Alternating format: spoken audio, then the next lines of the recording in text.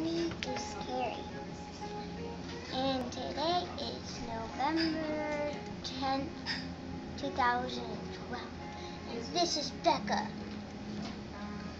She's a beast. Well, how did you like Blast Off?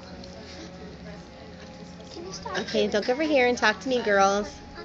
I like Blast Off a lot, except for especially the parts when Miss Sherry told the stories and did the magic tricks. My favorite magic trick was probably when she made that ball blow up. She had little balls. She said they were seeds that Billy a Bad Boy did, and there was a giant ball that she said Paula. She said Paula, who was a good girl, and then she said that Paula's seed eats up the bad seeds, and she stuffed the seeds in there, and it blew up like a bouncy house. Very cool. So what did you get out of the program? Are you going to do anything with Blast Off, do you think, that's going to help you? Next time I go to SeaWorld.